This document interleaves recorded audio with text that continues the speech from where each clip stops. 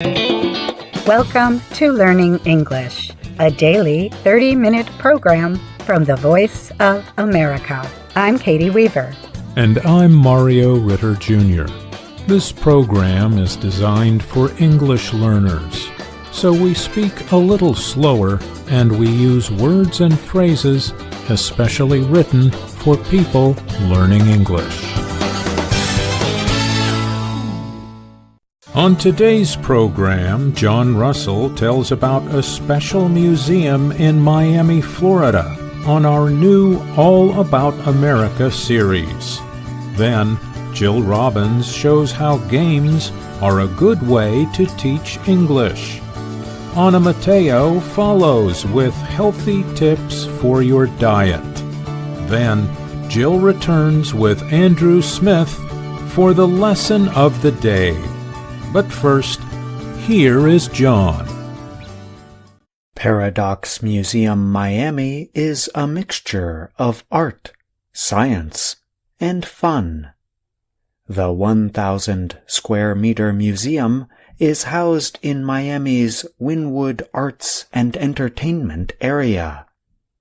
It has more than 70 public displays known as exhibits. Executive Director Samantha Impellizzeri says these exhibits challenge the imagination. She added that visitors can walk away from the experience with some really fun and interesting material for social media. Paradox Museum has more than 10 locations throughout North America, Europe, and Asia.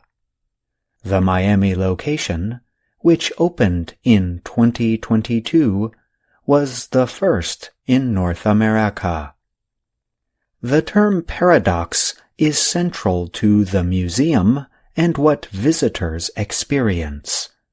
A paradox is a situation or thing that has seemingly opposite or contradictory qualities. Each paradox is uniquely tied to its community, Impellizzeri said. So as you walk throughout the experience, you'll notice different themes and art installations that directly reflect not only Miami, but the Wynwood community specifically. Many of the displays at Paradox Museum suggest old carnival fun houses, buildings that had devices and rooms designed to surprise or amaze visitors.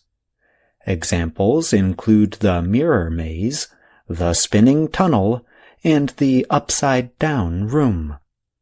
The difference is that Paradox Museum explains the math and science behind each illusion.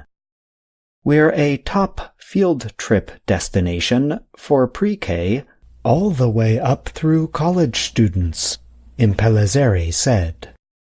She added that the museum has a large number of educational activities that students can do before, during, and after the visit. Like any museum, Paradox Museum plans to change its exhibits to keep visitors coming back. We're not going to be the same space in a year to 3 years from now, Impellizzeri said.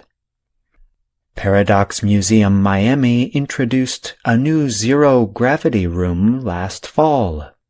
Visitors can turn their smartphone cameras on and attach their phones to a spinning holder. Then they step into a large, slowly moving room designed to look like the inside of a space station. The resulting video makes it look as though they are walking up the wall and ceiling inside a room unaffected by gravity. Paradox Museum is part of a movement towards so-called immersive art experiences. These kinds of art experiences often use technology to make the visitors feel like they are taking part in art rather than just looking at it. Immersive experiences around the world are increasing in popularity, Impellizzeri noted. Immersive art experiences have opened all over the world during the past 10 years or so. Examples include a company called Meow Wolf, with several locations in the western United States, as well as a Van Gogh exhibit that has been traveling through North America, Europe, and Asia since 2017. Superblue Miami, which opened in 2021, is another example. Visitors generally take 60 to 90 minutes to make their way through Paradox Museum.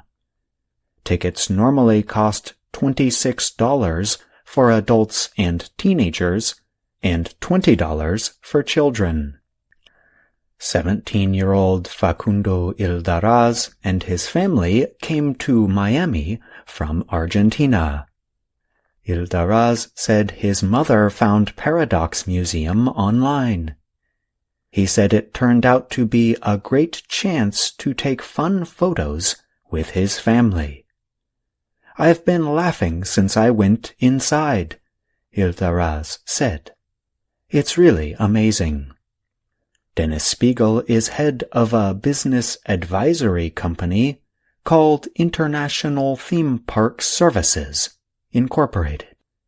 Spiegel said immersive experiences are a natural progression of location-based entertainment.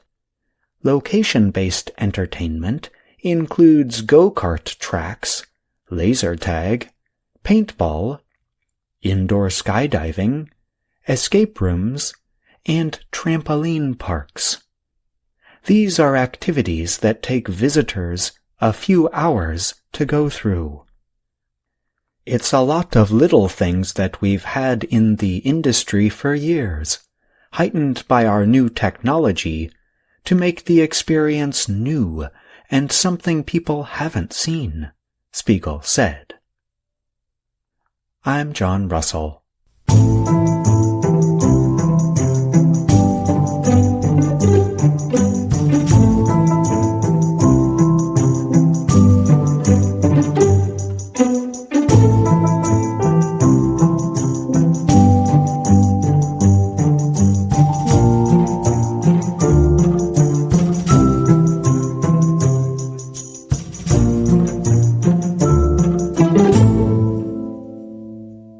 Wordle has become one of the most popular online games in the United States since it came out last October.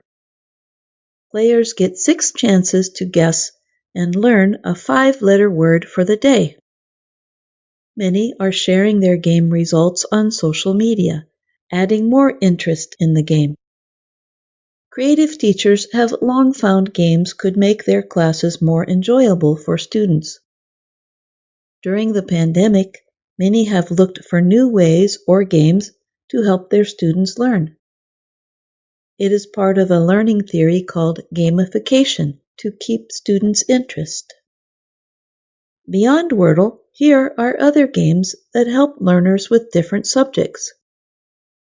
British data scientist Richard Mann of London was talking with his daughter about the popularity of Wordle.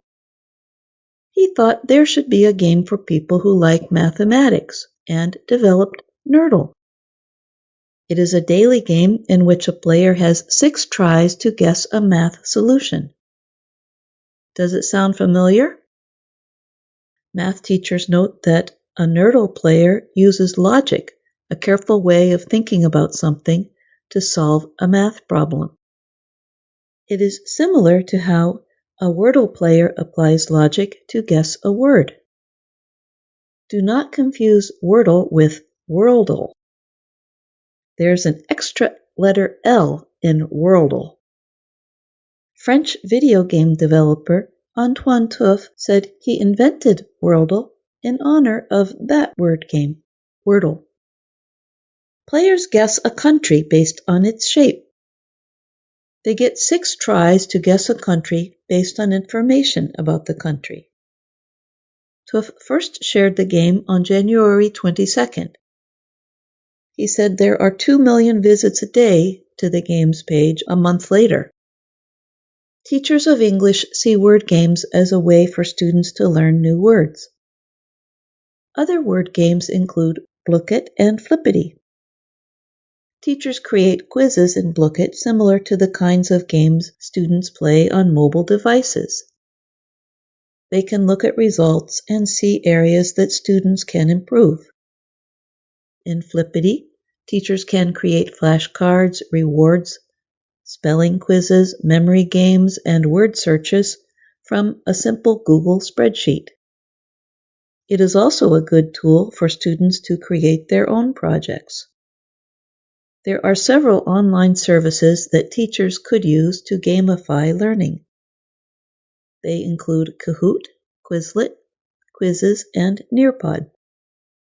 All of them gamify learning by creating competition among learners while reviewing the content presented by teachers. In many places, teachers and students do not have a computer. So English language teacher Larry Ferlazzo asked them to share their language learning games. Ferlazzo wrote about them in his blog. Here are 2 of the games that teachers suggested. Danielle Horn teaches at Helena College in Glen Forest, Western Australia. She said one of the games that her students love playing is Hot or Cold. In Hot or Cold, students hide something in the classroom while a student or searcher is waiting outside. The students then say a word, phrase, or sentence. They get louder when the searcher gets nearer to the object, and softer when the searcher is more distant. Horn said to be prepared for quite a bit of noise, though. Eva Pors is a Danish high school teacher. Her students play questions and answers to learn new words or vocabulary. Pors writes words or phrases on small pieces of paper and divides students into groups of 4. Within a group, student A picks a piece of paper with a word or phrase on it and asks questions that will make student B say the exact word or phrase on the paper. For example, with the word milk, student A would ask, "What do you put on your cereal in the morning?" Student B has 1 minute to try to answer as many words or phrases as possible. The other 2 students in the group will then take over for 1 minute. And the team with the most correct guesses wins the game. I'm Jill Robbins.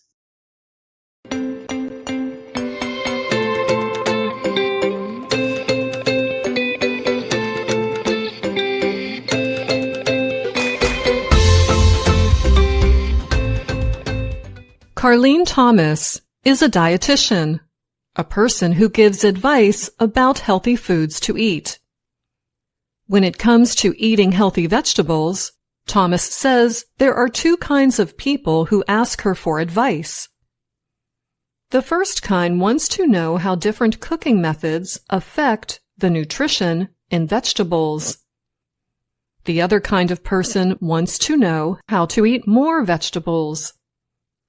Thomas's simple answer to both groups is this: the best vegetables are the ones you actually want to eat. Thomas told the Associated Press that many people buy vegetables that they think they will eat. Maybe the produce is popular, or someone is bringing attention to it on social media. But then they end up not using it. That means the vegetable gets thrown away after it goes bad. In that case, Thomas said, it doesn't matter how you cook them, because if they're going in the trash, they're not in your body. However, Thomas said research shows cooking methods do affect nutrition, but it is not as simple as comparing raw or uncooked vegetables to cooked ones. Cooking methods can include steaming, roasting, boiling, or sautéing. So, are raw vegetables healthier than cooked? Not always. When vegetables are cooked with high heat for a long period of time, many nutrients break down. However, cooking softens the cell walls in vegetables, making them easier for the body to digest. Cooking changes the structure of vegetables, which increases what dietitians call bioavailability. This is the body's ability to use the nutrients in vegetables, Thomas said. Cooked food is often more nutritious than raw food. For example, cooked tomatoes release more of the antioxidant, lycopene, than raw tomatoes, she said. Lycopene is believed to have qualities that prevent cancer. Also, cooked carrots have more beta-carotene that can be absorbed by the body. Roasting pumpkins, carrots, and sweet potatoes increases available carotenoids. These antioxidants are thought to prevent inflammation in the body. However, the shorter the cooking time, the more nutrients are kept in the food. That advice comes from Amber Penkonen, a dietitian in the U.S. state of Nebraska. Cooking over boiling water, or steaming, and in a microwave are considered the most nutritious methods. These two methods use little time and require no fat. Another healthy method is blanching. This is when you boil vegetables in water for a minute or two, but not too long. Boiling vegetables runs the risk of losing water-soluble nutrients, including vitamin C, B1, and folate. Thomas explained the reason boiling is not good for vegetables. The nutrients are leaching into the water, and you're tossing out the water. However, you could save the water from boiled vegetables and use it for other purposes, such as soups, or just drink it. Dietitians say there is no problem using a small amount of fat. Besides making vegetables taste better, a little cooking oil helps the body to absorb fat-soluble vitamins, said Penkonen. That means more vitamin A from squash, carrots, and sweet potatoes, more vitamin D from mushrooms, more vitamin E from bell peppers, leafy greens, and asparagus, and more vitamin K from greens, broccoli, and onions. For pan frying or sautéing, Penkonen suggests cooking with enough oil so the vegetables do not stick to the pan. The amount of oil will depend on the quantity of vegetables and the size of the pan. For roasting, you will likely need more oil. Despite the longer cooking time, roasting will still keep some nutrients and will increase the flavor with the heating of natural sugars. Flavor is king, Penkonen said. I would much rather see people roasting their vegetables and enjoying them. I'm Anna Mateo.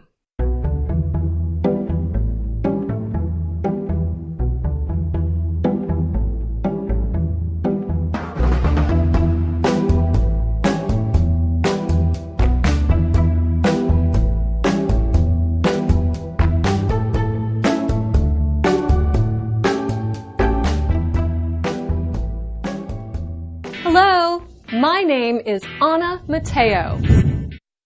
My name is Jill Robbins. And I'm Andrew Smith. You're listening to the Lesson of the Day on the Learning English podcast.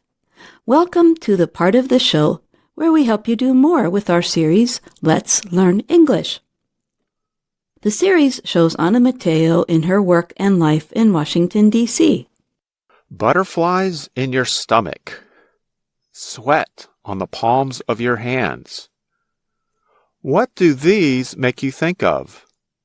Well, butterflies are not something you want to eat. And sweaty palms? Most people don't want that either. I know what they make me think of. But what do they have to do with Anna? Well, our listeners may remember that in Lesson 21 of Let's Learn English, Anna tells her friend Marcia that she has to take a test to get her driver's license. Sorry, I can't come with you. I have to get my driver's license. Will you be busy all day? I don't know. First, I have to take a test on the computer. Then I have to take a test in the car. And now, in Lesson 28, we get to watch Anna take that test. Anna, did you get your driver's license? I did, but it was not easy. Why? What happened?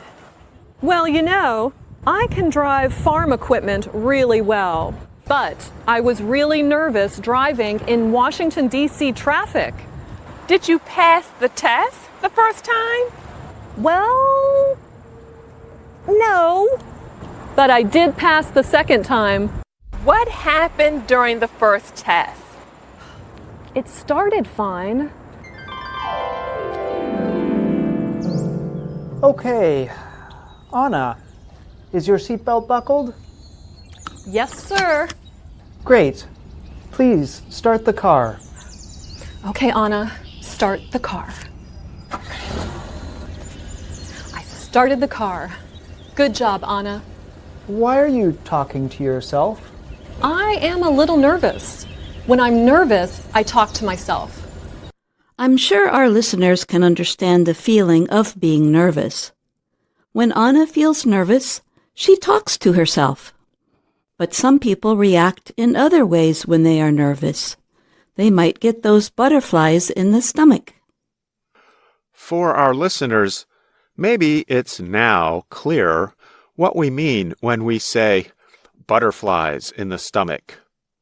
It's just an expression to describe the feeling of being nervous. Some people do feel it in their stomach. But there are lots of other things that can happen in your body when you are nervous.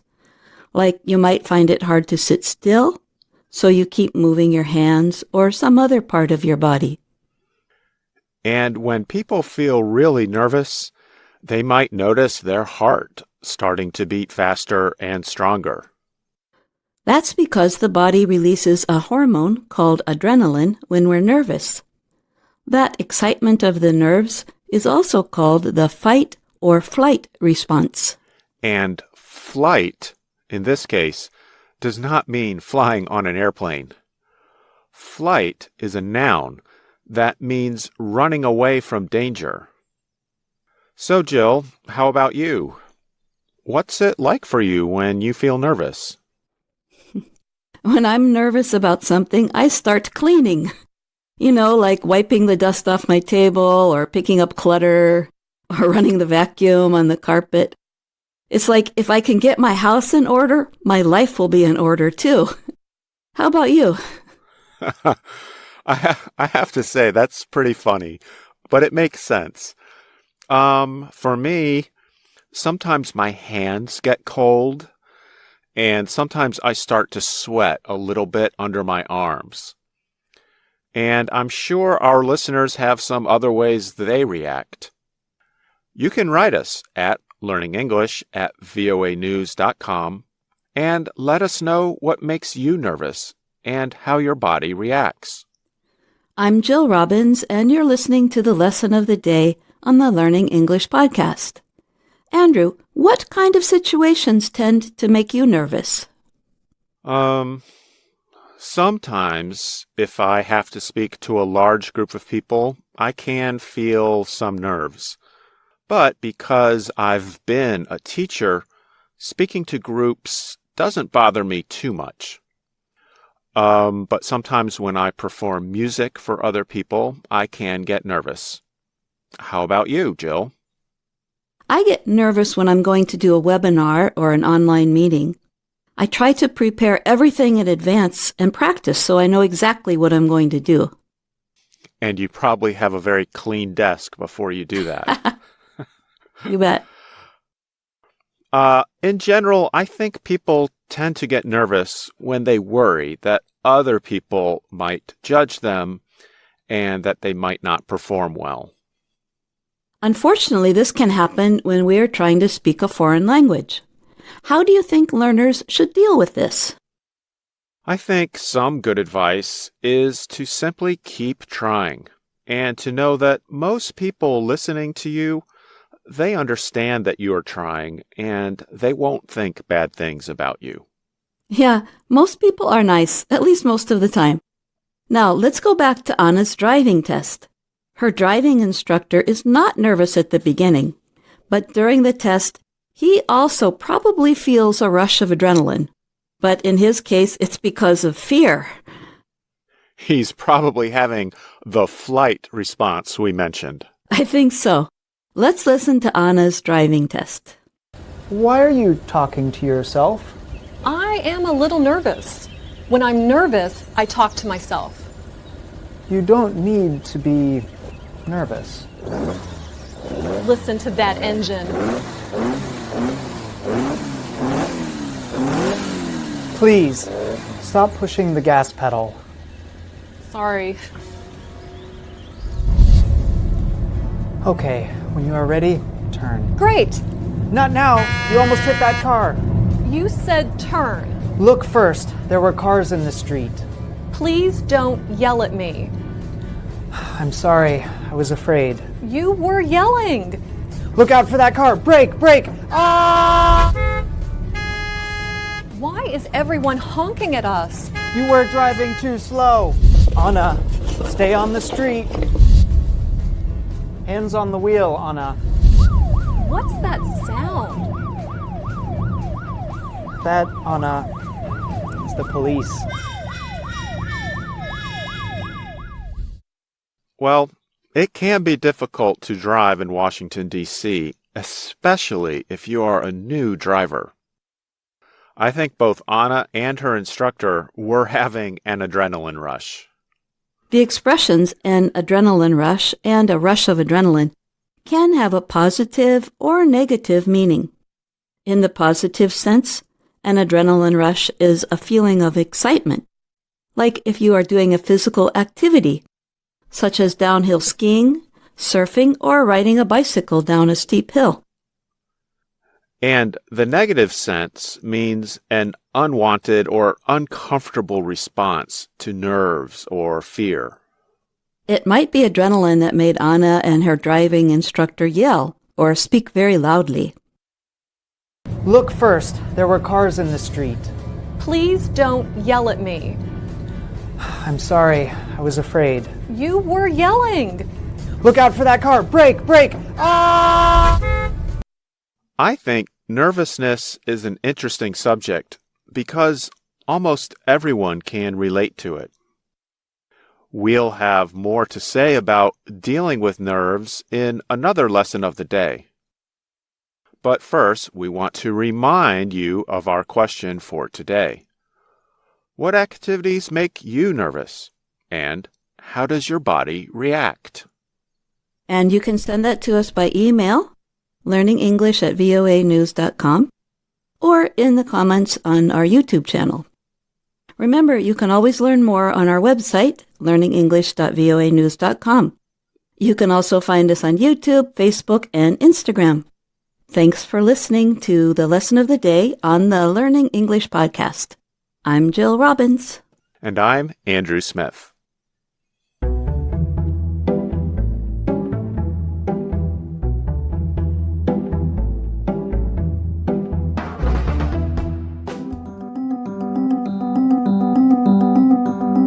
And that's our show for today. But join us again tomorrow to keep learning English on the Voice of America. I'm Katie Weaver. And I'm Mario Ritter Jr.